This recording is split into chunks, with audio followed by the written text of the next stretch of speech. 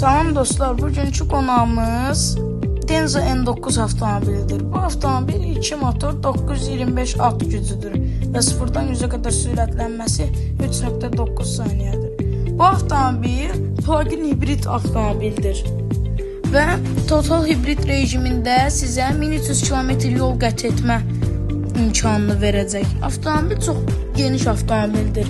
İç tərəfinə gəldikdə isə bir çox funksiyaları monitordan idarə etmək olar. Arxa monitorun açılıb bağlanmağını və s. kimi funksiyaları idarə etmək olar. Avtomobildə əlavə olaraq oturacaqların isidilib soyudulması, rulun isidilib soyudulması, patpresin isidilib soyudulması kimi funksiyalar mövcuddur.